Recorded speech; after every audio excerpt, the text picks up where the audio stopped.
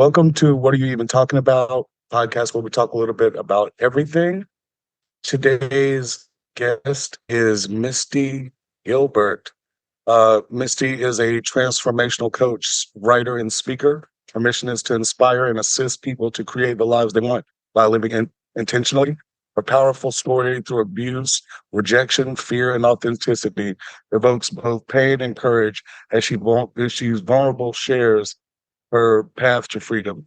She boldly calls others to take the steps to overcome their own stories and shares how embracing pain is the key to leveraging the freedom they desire.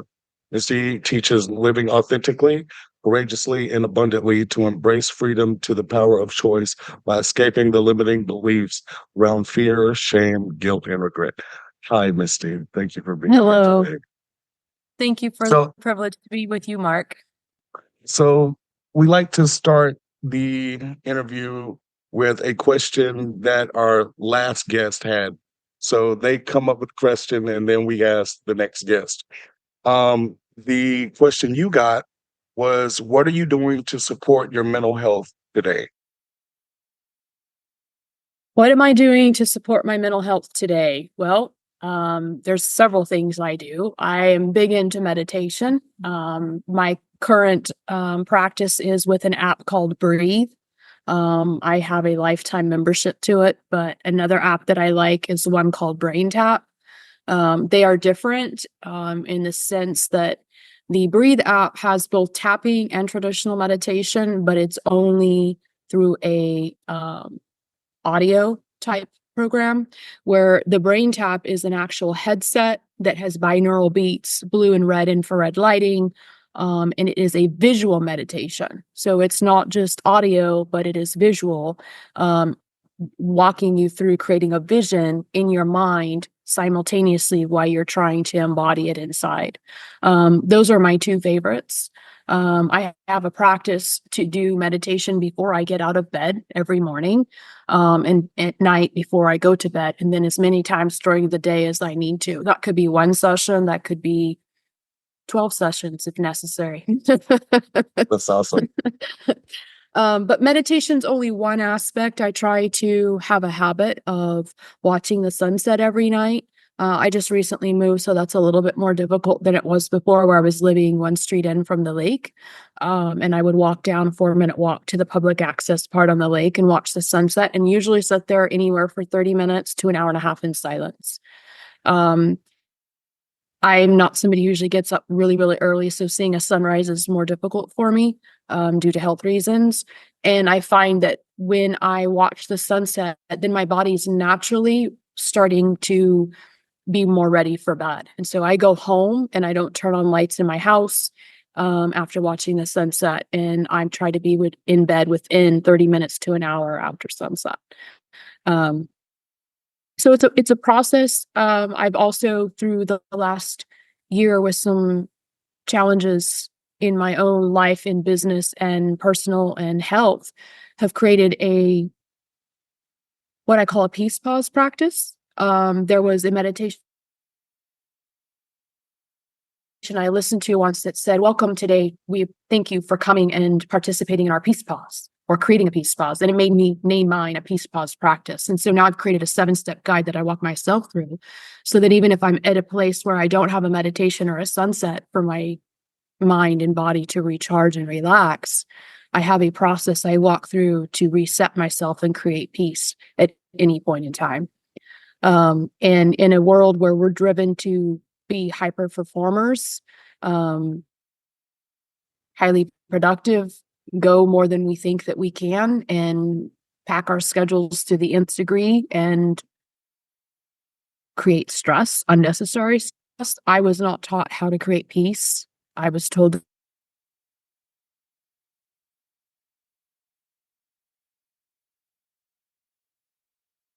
of peace. So practicing this and teaching people this has also instigated a stronger mind-body connection.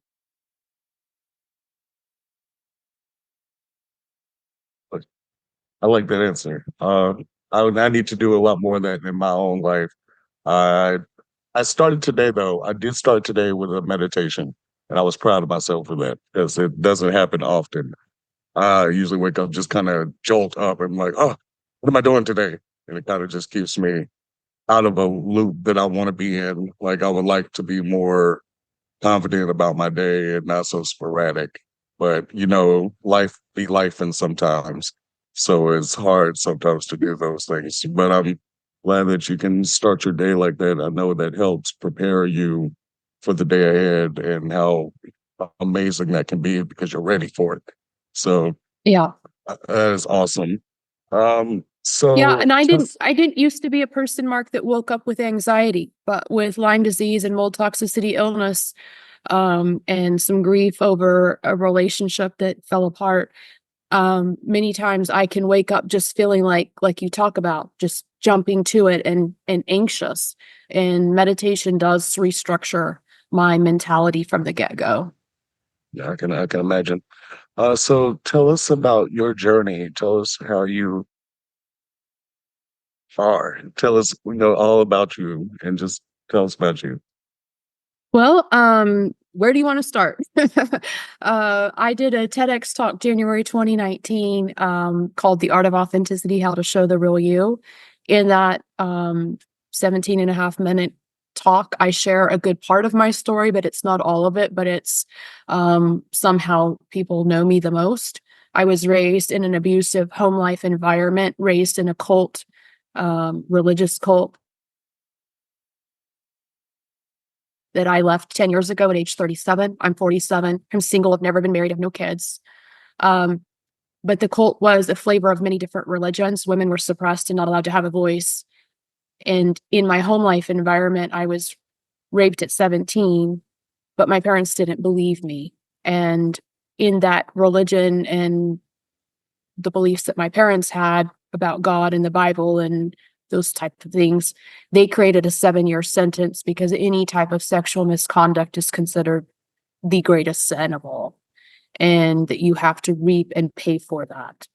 So my life has stemmed from a lot of trauma, a lot of abuse, a lot of manipulation and control, a lot of dismissal and disregard to me, whether that's from my family.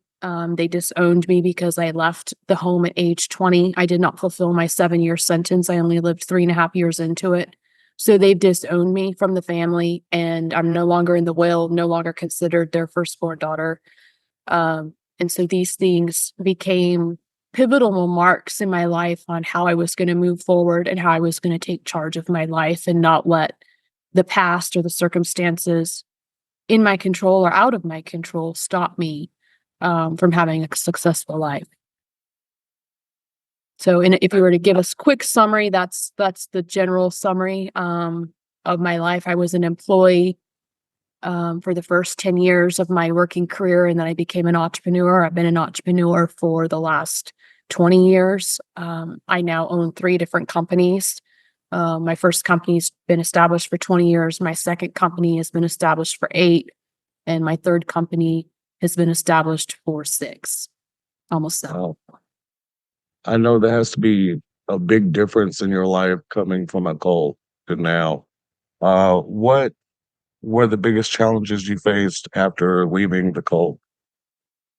But when you leave the environment that I was in the religious culture, you're excommunicated. So what I went through with my parents of being disowned from the family, biological family, I now was no longer affiliated with anybody that had been my friend or my circle for 37 years.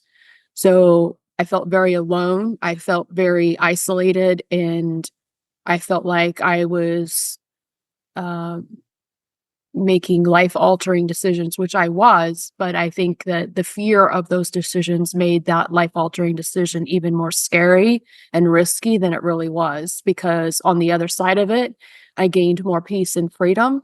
But in it, I felt like I was losing everything that mattered to me. So making that choice to cut ties and knowing that you would not be accepted and loved for this decision, and you would be isolated and starting over completely. And I didn't have family in Texas. When I moved from California to Texas and left my family, I moved to a place I don't have family. So what had been my family was now stripped away from me also. So it was very scary starting over. And at the same time, if you understand that fear and excitement are the same energy to the brain, it was up to me to be able to return and look at this with a different perspective, which became part of my method of coaching. Because I started sharing my journey on social media, which is how my second business was born, by sharing my transformation, leaving this cult, going to conferences, working with coaches, working with counselors, doing the inner work. I started sharing the struggles and challenges that I was going through in the decision-making process. And people would reach out like, I don't know how you get over your fear of men. I don't know how you leave your family. I don't know how you are so courageous and bold to still make choices. I don't know how you're not just living in regret. And so I started creating content, and that's what formed my second business, The Sassy Voice, where I operate under my name and am a transformational coach. So the challenges are on every level because you're looking at your habits, you're looking at your beliefs, you're looking at your perceptions, you're looking at your experiences and your expectations, because all of those things formulate how we show up in life, and they're the way and the lens that we experiences, both past, present, and future. The willingness we have to not stay in the paradigm that we've had up until now is the key to our transformation. And so, what were your biggest wins would you say, after all of that? Well, I mean, one of the biggest wins was in 2014. I did a conference in Salt Lake City called Live Big, and I refer to it often because it was the start of my transformational journey. And the coach that I worked with from that event challenged me to get over my fear of men. So that was my initial quest, was to get online and do online dating and go out and spend time with men and get to know them and work on my fears, work on my communication, work on the things that made me feel, as my parents had labeled me, used goods, not good enough, no longer would be wanted, things like that, because I had been raped, and face that and live it out and prove to myself that that wasn't true. But it was in everything, like joining a women's Bible study group and praying with women, because the church group I had been a part of my entire life did not allow women to pray or hold those things. You could pray yourself by yourself in your own bedroom, but as far as being in a women's group, a prayer group of women, and praying over other women and praying with other women and studying the word of God in the Bible, those were things I was raised were not appropriate for women to do. That was for men. So in some ways, my keys were to do all the things I was told I couldn't do. Celebrate Christmas, you know, do dating without a chaperone. And I'm not saying I went and just was promiscuous or things like that. That's not what I was choosing to do, but I was choosing to unravel, why do I believe this? And is this true? And if not, explore possibly what might be the truth.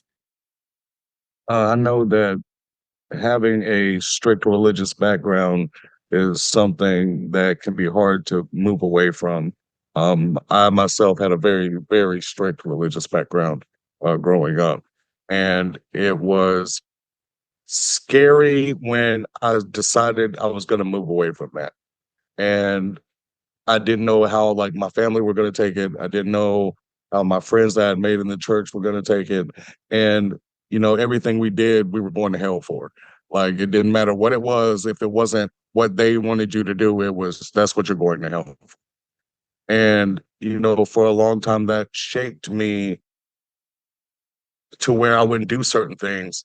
And it was things that normal people did. And I didn't understand why they did it, because we didn't do that. And it just changed me, and it turned me into a person that, I wanted to do things that other kids did, and I wanted to have fun like other people had fun, but I was so scared to get out of my own head about it that it made it hard. And for years, I just didn't. do things like other people did. So I commend you for getting out there and working hard on, building yourself up, because it took me years to be able to do that. I'm still at a point where, certain things still bother me, but it was because of how I was raised and not because of there was anything wrong with it, if that makes any sense. Yeah, no, So like, it totally makes sense. And I don't want to lead you or any of your audience to believe that I have all that put into place in a 10-year span, right?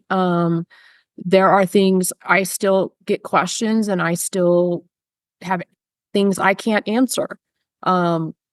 I was raised to believe that women wearing pants was wrong because in Deuteronomy it says that women are not supposed to wear the men's attire. Okay. I now wear pants and I don't have any guilt or shame or anything about it. And I don't feel it's wrong. But the first time I did I think possibly God was going to strike me dead? Hell yeah, I did. And I celebrate Christmas now, but not really the way the whole world does. I'm not into it over consumerism. It's a time for me to enjoy the love and the appreciation that we have for each other. That's how I look at it. I can't get out of my head the way I was raised that that's not Jesus's birthday. And if you go back to biblical times and do an outline, it most likely didn't happen in the winter. Like on and on and on. You could go. My parents raised me to believe it was a pagan holiday and all this. If God wanted us to celebrate his birthday, he'd have told us when it was. But, when you really understand being the arms and feet of Jesus at whatever level that means something to you, I think Christmas season can be that. And like I do something different every year. 2 years ago, I put out on social media, and the 12 people that commented all got $100 from me and a gift in the mail, which was a meditation and a snowflake. It was small, but the fact that I did that for 12 people, 12 days of Christmas, 12 people is how I came up with it. I do it my own little way. And there are things I still can't answer. There are things that I believe now that I didn't even believe 2 years ago. So I don't want to be so narrow-minded to say that I've arrived at the truth, because I believe much of what we consider the truth is an illusion. And the deeper we dive into it, we find more truth and more truth. Even just now in this conversation, I referred to the Bible as the Word of God. I don't believe it's the Word of God, because in the beginning was the Word and the Word was God, and that has nothing to do with the Bible. But Christianity considers the Word of God to be the Bible, and that's their limited focus. And I don't hold to that. God's word, his breath, his spirit is alive. And it is not limited to words on a page in a book. And I don't believe the prophets and the philosophers and disciples and people of that age and time were more important than you or me, Mark. And that you can't give me a word today that wouldn't give me goosebumps just as much as the Spirit of God. God is in every living, breathing thing. And so I see him differently than how I was raised. And many times I even challenge my own beliefs. And some things I can't answer. When I explore them and I listen to other podcasts or talk to people like you that have had your own upbringing of religion and what your beliefs are, I'm intrigued to learn how people were raised and why they believe things. But I also don't feel the need to prove it right or wrong. I think when you take a deep step back, God is bigger than all of that. And even if I hold to a certain belief and believe it is absolutely true, then it's going to be true for me because that's what I believe, whether it's really true or not. And so there's things I question. I question whether the stuff in the Bible all really happened. I don't believe God would do such miracles in that day and only in that time frame and no other time. I just don't believe that that's a God would be that limited. I don't believe he has chosen people, because if he died for everybody and it's all finished, where is there an exception? And if the sin has been paid for, then why do people have to go to hell and burn for their sins? There's a lot that does that. When you start digging into, and we could have a whole podcast of all these kinds of scenarios and questions and not have answers, I think that you come away with a different perspective about God when you see that he is at whatever level you believe there is a God, it's bigger than what our little minds could think. I agree. I definitely agree. I know But I'm for me, not scared, I guess to say I'm not scared to say I don't know, or that I question everything now. And I'm not afraid to question, because you have that security stripped away from you and you realize that it brings you closer to an alignment of peace and truth. Why hold on to something just because it's what you were taught? I agree. I definitely agree with that. I know for me, it became a more internal searching. I had questions and I knew certain people didn't have the answers. So I looked into myself and I like worked on it by myself. And, my concept of God changed over time. And I know I was talking to someone and they were talking about how a lot of people's concept of God stems from their parents. And, we just inherently put those two things together. And, for a long time, I didn't feel like my parents were there for me. So, in the same situation, I didn't feel God was there for me. And it took me a long time to pull those two things apart and realize that it was more internal than I was making it out to be. And like it just opened my mind up to more things. It just opened my mind up far more than I thought it was possible. And so I kept searching, and the more I searched, the more I learned, the more I realized I didn't know. And so it was just, I mean, it's always been a searching for me, and I feel like it should be personalized for everybody.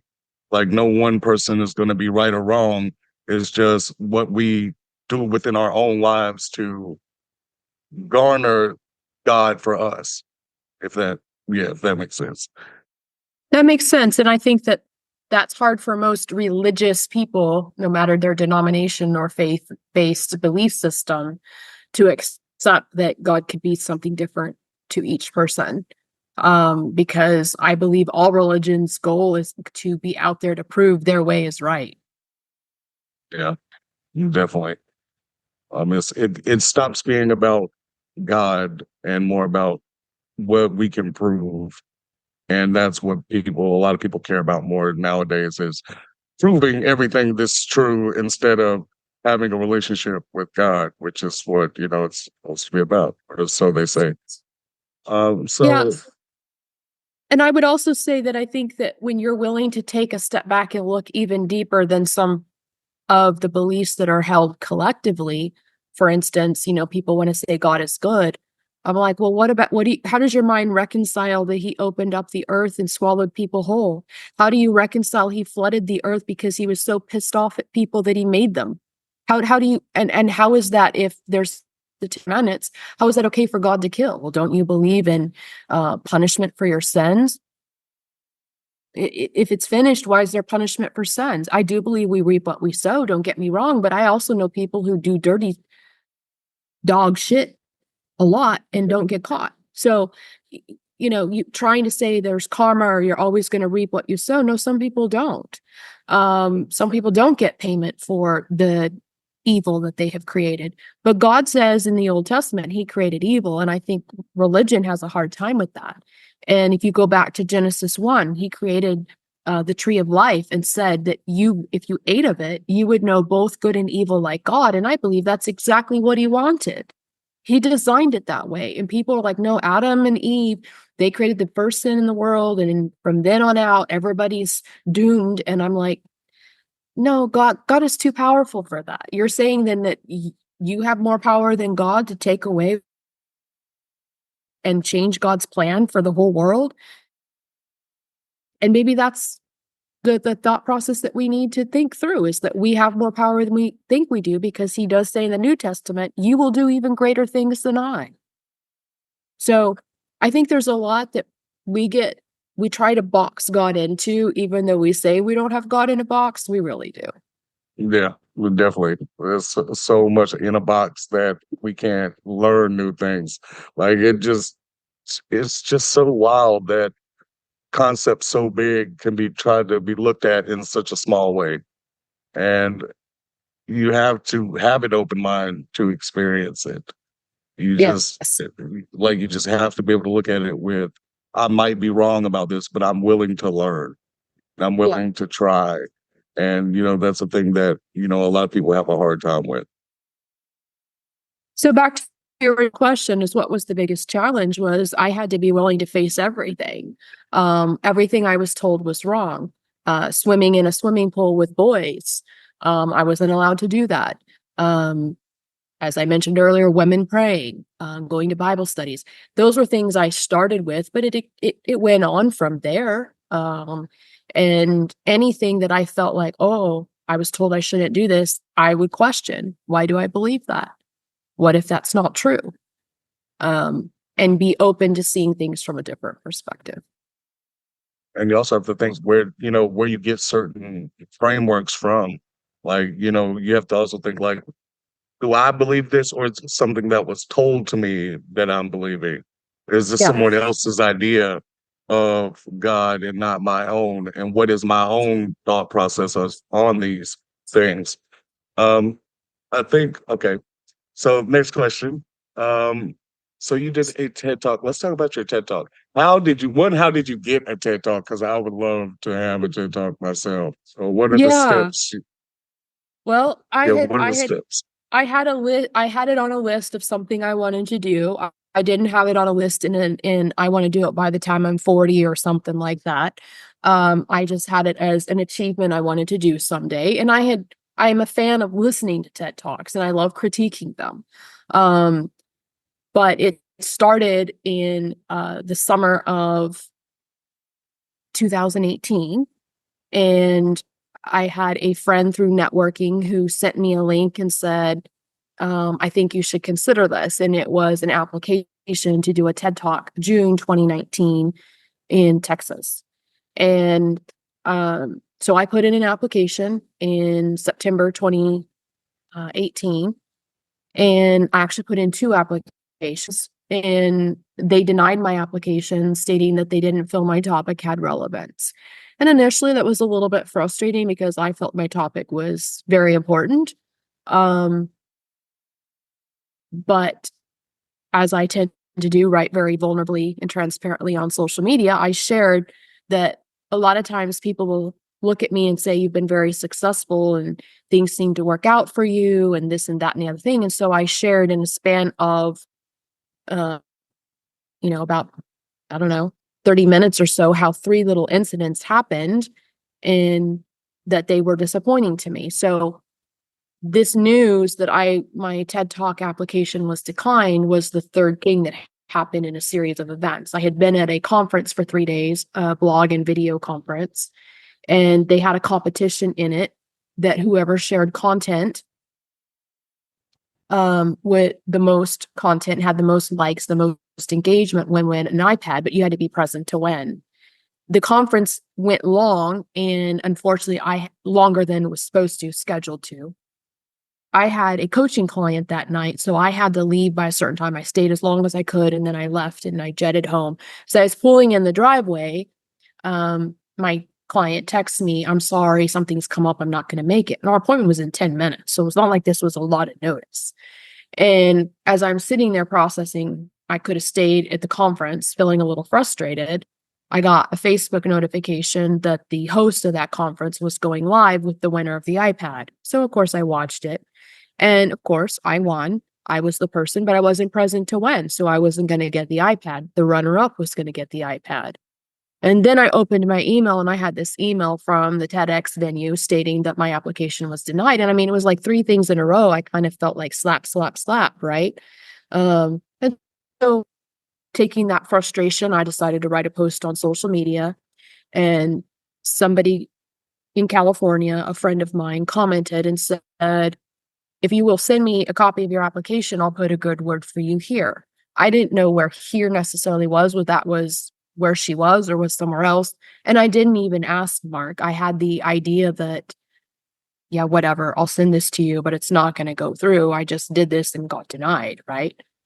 And so I did. I sent her both the applications. And about 6 weeks after that, I got an email stating that I was the final contestant that they chose for their TEDx event. and that the event was taking place January 2019. This is now November 2019, about the middle of November.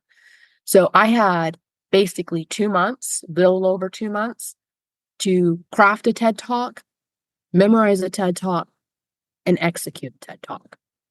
And so when you say, how did it happen? That's how it happened. I had content, but had I put together a speech? No. And so then I had to go in beast mode. And I spent a minimum of an hour every day working on my content. I divided it into 4 sections so that I could memorize it. I stood in front of a mirror and recited it so that I could see my body language. I recorded it. I recorded it fast. I recorded it slow, because for myself, when I get nervous, I talk really, really fast and I start really getting amped up and into my speech. Whereas if you're really wanting to engage with an audience, you need to speak at a pace that they can hear you and absorb. They can increase the speed if they can absorb it faster. But the average person, especially with sensitive topics, needs you to actually slow it down a bit more so they can really get what you're trying to say. So I practiced it both ways, fast and then really slow, so that hopefully by the time I executed the talk, it would be even, it would be smooth. I practiced it in front of friends. I videoed myself.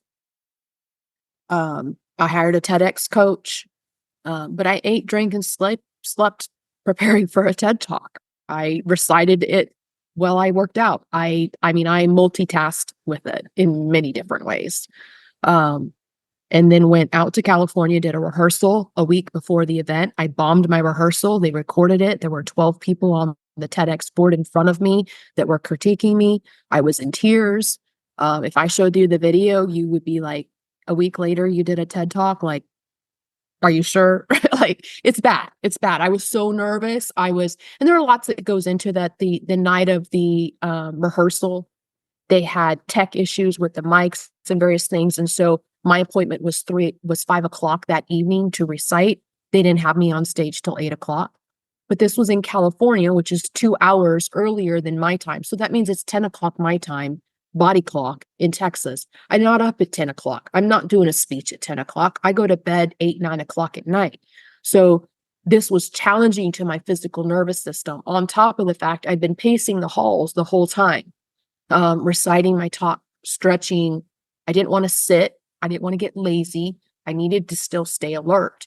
I drank all the water I had. I had no more water. I hadn't eaten food since like noon. So like there's a lot of things that went into, I think, the pressure that I was feeling.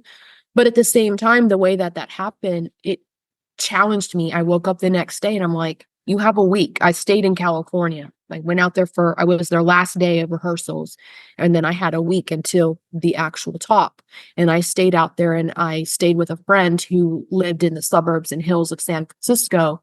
And she was on a hill and there was a valley belt low, and on the back of her house, she had a porch. And so I went and stood out there and pretended that was my stage and my audience was out there. And I stood there every day and talked to my audience. And I had a rigid routine of doing a yoga workout, eating breakfast, meditating, and doing my talk until lunch, eat lunch, take a nap, do more yoga, get out and do my talk, go for a quick walk, do another talk. Around the clock, I did it. And then after dinner, I would do it one more time before bed. So I was practicing about completely through the talk, 4 to 7 times all the way through. But there were sections that I would, mess up and I would really work on. But the day of the event, I was calm, I was peaceful. I had a little 3x5 card in my lap of some bullet points to remind me to be bold, things to describe me as how I wanted to show up with my strength. I took an Uber to the thing, so I wasn't dealing with traffic in San Francisco. I really planned it. And then the day went long. When I got done with my talk, I had a line of people wanting to talk to me. I was blown away by that. It was at a high school. Don't know exactly how many attendees were there, but I wasn't doing it so much for the actual venue, but for the presence of having that online and how that would promote my speaking further. And so for me, that was the process. But I had done a lot of research ahead of time on TED's website and TEDx's website. So TED is you're speaking, you probably already know this, but TED, you're speaking to 5,000 or more people. A TEDx is independently owned and operated. It could be 10 people, could be 5,000 people. TED is paid, TEDx is not. So I did a TEDx, I was not paid to do my talk. So people have asked if I'm going to do a TED talk. Now, I don't plan to, because I have other plans in my career with speaking and my story. But at the same time, if that opens up, I wouldn't be against doing another talk. I just don't feel that I need to. But every venue does things differently, and they usually have a theme. And truthfully, the one that I spoke at, my talk, The Art of Authenticity, How to Know the Real You, fit better with that venue than the one that declined me. And as we know, we look at authors and things, the rejection process is part of a refining process. And I think it actually allowed me to dig deeper into my message and hone it even more deeply than that first application. I think that's what gets me about it is I'm so afraid. Uh, it's hard for me to be my authentic self with people. So it's very hard for me to speak with people and not get flustered or not just get in my own head, which is funny because I went to school for acting. Like I did a lot of theater growing up. I was on stage a lot, but something now about like my adult life compared to when I was younger is like it's so much harder for me to speak about the things that motivate me and the things that I'm passionate about. And I don't know why that is. So maybe I need to practice a lot more before I have I one. would say I would say two ways to look at it, and there probably could even be more. But are you able to create a persona in your head that is you, but it's not you speaking? So that you see this person over here and you're acting as them. Like, can you turn it into an acting role, even speaking your truth and your beliefs and your viewpoints? Can you share it more from an acting role where you're acting as Mark instead of trying to go, I'm Mark, and feeling the pressure to be Mark? That makes sense? Yeah. Oh, I've never thought about it like that. That would be one thing. And then how confident are you sharing your beliefs and your truths? You have this podcast, so clearly you have a foundation that you're willing to risk an open dialogue that's not planned, in a courageous conversation and transparent discussion about different topics. Could you take that into a different realm and do more on the fly to loosen you up? So when I went through counseling in 2013, after I did counseling 17 sessions and told my story for the first time, I then had a goal to once a week share my story. And then the goal turned into every time I was out, I would share my story with one person. And that could be a small little nugget. It didn't have to be even as much as we've had here in the last, half hour or so. But enough that I get comfortable with the truth about my life and I wasn't afraid of what people would say. But if you've listened to my TED Talk, there's a line in there that I say, we are always, at all point in time, in every area of communication, looking at how somebody receives us, let alone perceives us. Those are two different things. So Mark and I are talking. Is Mark receiving what I'm saying? Is he understanding what I'm saying? Is he accepting what I'm saying? Is he judging me? Is he criticizing? Like, you're reading that tone of voice, the body language, the facial expressions, and you're always wondering where you stand with that person. That's human nature. So the goal is to get to a point that you can have that conversation and be truly yourself. So whether that's saying, Misty, I'd love to have an organic conversation with you about my past and some of my beliefs, but I'm a little nervous sharing with you, knowing that you believe this or that, right? So Yeah. a little edge into it to soften it, and then to have that compassion with yourself and do the deep dive. Why am I scared? Why am I afraid to share my truth? Is it because I'm not solid in my truth? Is it because I'm sharing beliefs of someone else and deep down I know that? Is it because, we all do it.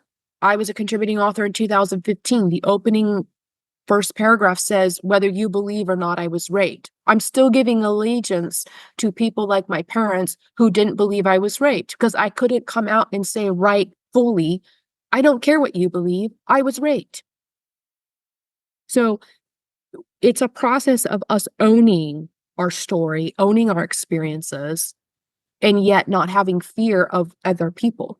And then when you go through being rejected through a TED Talk or a friend that says, I don't believe you were raped, and I believe you're telling lies, and I'm not going to be your friend anymore. You go through those things, it affects you. And then you second guess yourself.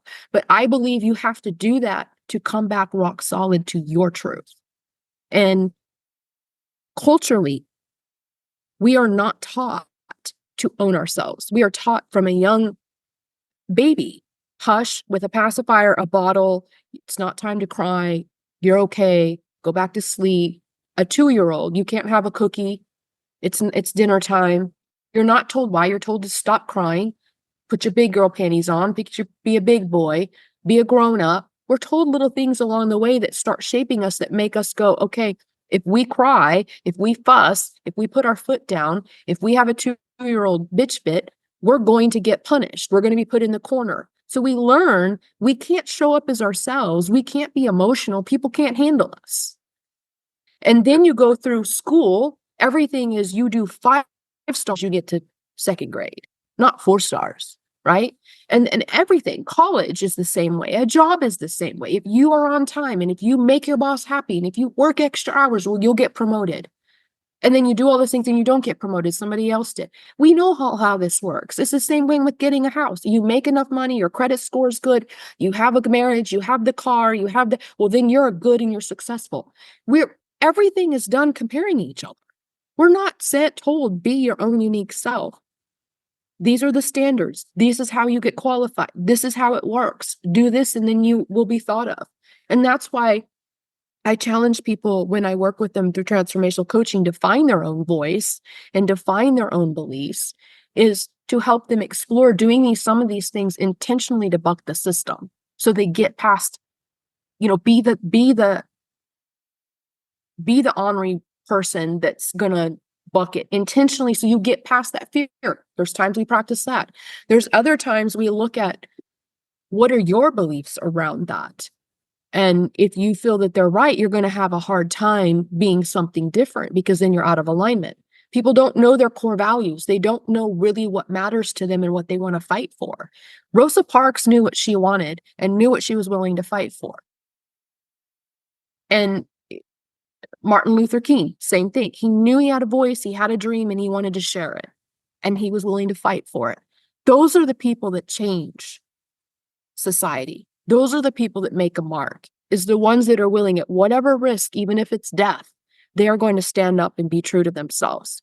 And that's a process. It's not necessarily something that I think people are cultivated from a young age because we squelch it. We want you to all look alike, behave, walk in a line in school, all these things. Like, we don't allow creativity. We don't allow spontaneity. We don't and I get, to create order, you have to have some of that. I understand. But at the same time, we don't allow people to paint outside the lines because these are the rules. This is the science fair project. You have to do these, or you're not going to get a passing grade. I get there's got to be some rules to it so that you have structure. You can't build a house without a blueprint. So there's got to be some structure. There's got to be pillars. There's got to be walls. But when we make that the criteria of everything, we lose the depth of it, the wealth of craft that can come forth and uniqueness out of an individual. And they're afraid to be different because they're going to get criticized and judged. I agree with all of that. I know I've dealt with that a lot in my life, being told no and don't and you can't. And over time, that just weighs down on you and it makes you not want to voice your opinions about things. And you just get to a point where you have to make a choice. You just got to make a choice. If you want people to know about you, then you have to show them that. So I'm going to work on that. And I apologize. I live a block from a train. It's fine. It's fine. My phone's been going off. All sorts of sounds have been going through. I'm I don't know what's going on. I'll give it a minute. It's usually not real long that they blow through. I'm literally in town, so it blows through for a minute. But I think helping people, Mark, to see and risk that, whether it's in a dating relationship or marriage or a job. You know, I have a coaching client, he holds a full-time job and he runs a podcast on the side. And we've been juggling. Oh, I can do this time to have a coaching call with you. Oh, well, next week I can't do that call. And I finally told him, I said, how important is this to you? I said, I will work with you and accommodate you.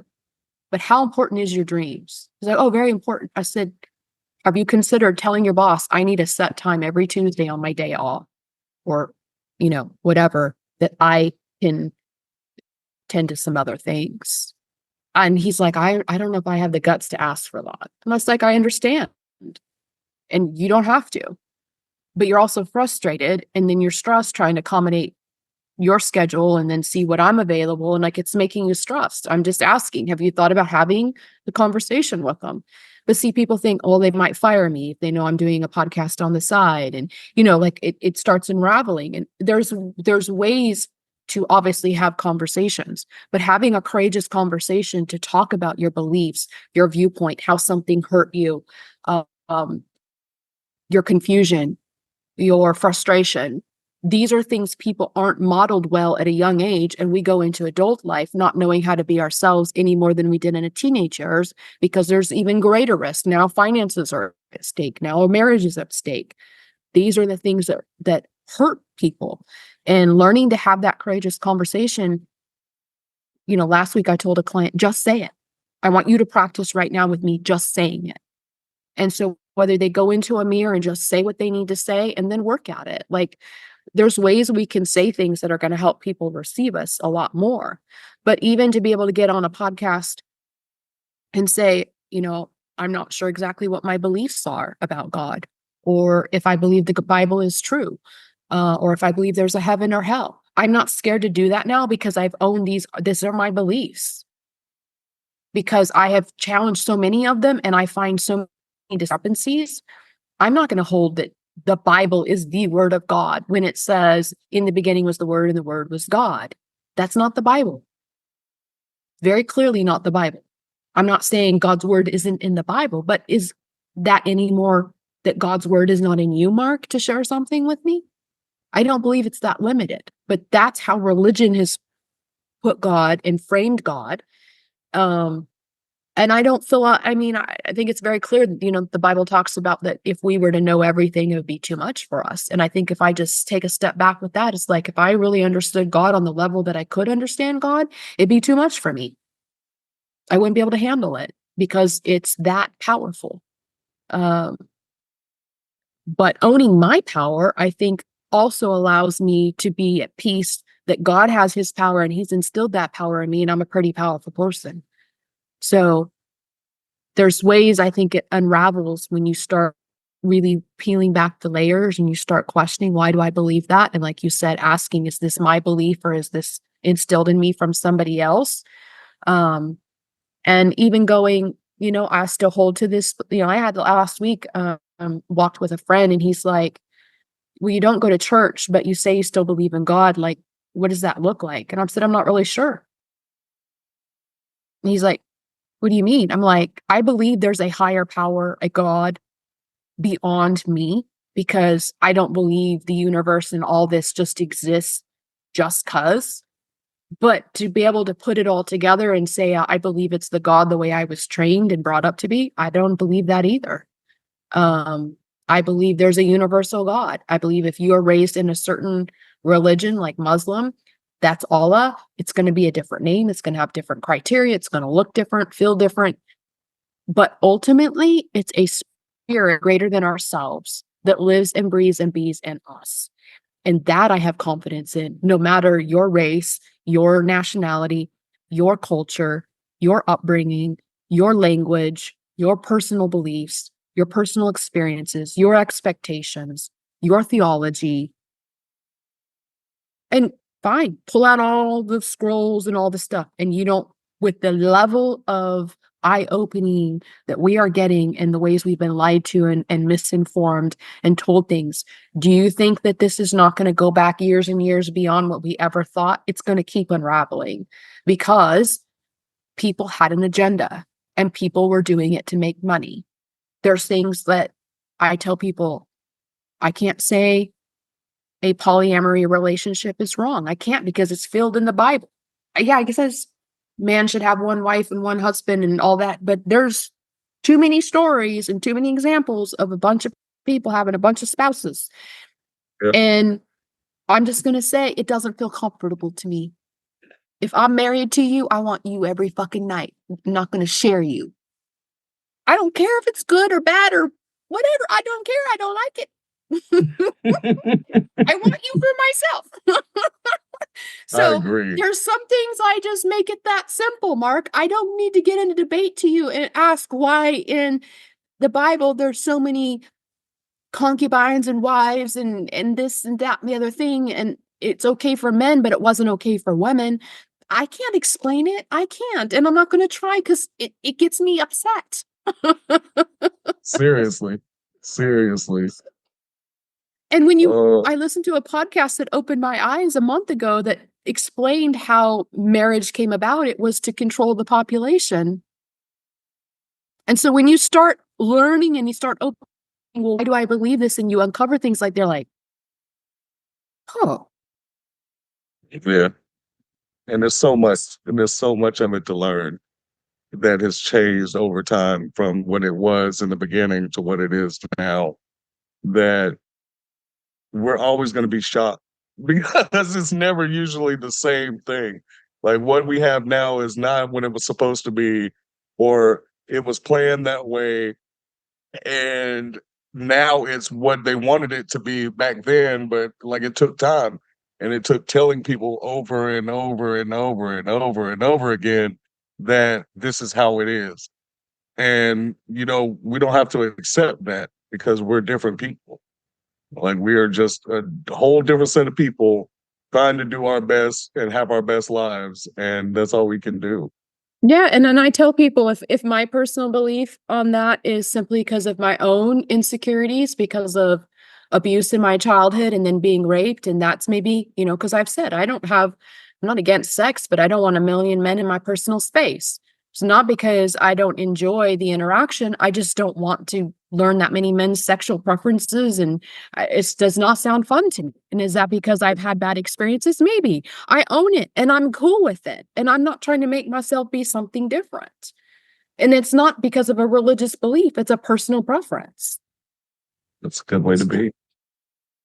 And so I think those kinds of areas, Mark, when we can own our personal preferences, our personal choices, and not make it a right or wrong, or a religious or Jesus approved or didn't approve, or government approves, doesn't approve, or the law or whatever. Yes, every state and country has laws and we need to abide by them. I'm not trying to say violate those. But if you're in a culture that allows for multiple marriages, I can't say it's wrong when it's in the Bible. Yeah, that's true. That makes a lot of sense to me. Are you still recording? Because your other little image went away. I think so. Even though we're at time too, so I have to, it's about that time where we have to stop anyway. I do have another question for you though, and Yes. that is, what question do you have for the next guest? Oh, I have one more after that, but what is your question for the next guest? My question for the next guest would be a question I ask my coaching clients. What would you do today if you were not afraid? That's good. That almost stopped me from talking. Mark's like, ooh, that's loaded. Yeah, that one hit me hard. Oh no. That should be good. My next guest is on the 8th, so that'll be interesting to see what he says, because he does business performance, and he's all about performance, and his name of his book is Ashamedly Superhuman, and so that's gonna be a very interesting talk. And this was a very interesting talk. Thank you for being on the show. You're welcome, Mark. Thank you for having me. I love talking to you. Like, I feel like we have rapport, and I just every time we talk, I find out so much more, and it inspires me to do so much more. So I love talking to you. I Um, enjoy my conversations with you too. If you want to do another episode, you come up with more questions, we can do another one. I got more questions. There was far more questions on this list. Every time we talk, I have so many questions, and I never get to all of them. Well, Uh, do a running list and I can come back. I can come back once a month or whatever you like. Awesome. Yes, yes. We'll have to do that because Lord Jesus, I have so many questions. Oh, I got so many questions. So where can my listeners find you online? I am online as far as the website, Misty W. Gilbert. I am on every social media platform, Misty W. Gilbert. So if your favorite is Instagram, TikTok, Facebook, any of them, all of them, it's Misty W. Gilbert. I am most active on Facebook and I have the most organic conversations there. I am trying to do more video. Facebook won't let me add you as a friend. uh yeah, it does, but it's a little sneaky. So when I turned my page to a professional page, it's going to automatically just allow you to follow me. If you go to the three little dots, and click send friend request, but I'll send it to you, Mark. All right, thank you. I was like, what is going on? I was I'll so help you out. confused. I was so confused. I was like, what in the world? Like, and then I started to get frustrated, so I had to walk away. And then I went and took a nap. And then and I was like, See, I I can't love friend it. I today. love the honesty. Like you just got frustrated and I will be honest. The more I think we can be like little children like that, this is too much for me. I'm time out, tap out, instead of making it all, shame on you, Mark, for not knowing these things and figuring it out. Like we just don't have enough kindness and compassion with one another. Or ourselves. No, ourselves, yes. Like, that's my hardest one. Like, I have so much compassion for other people, but myself, I don't like that dude. And, I don't treat him very nice. But I've started to learn how to, I let myself talk to myself like a 5-year-old would talk to me. So I go into myself and I'm like, what is wrong? Just tell me what's wrong. And I'm like, I just want to eat something. And it's like, go eat. Like, go get you something to eat, Mark. And it's like, okay. And I have to do Yeah. that to myself every now and then, like every other day. I have to have a conversation with myself like that. And it helps I so much.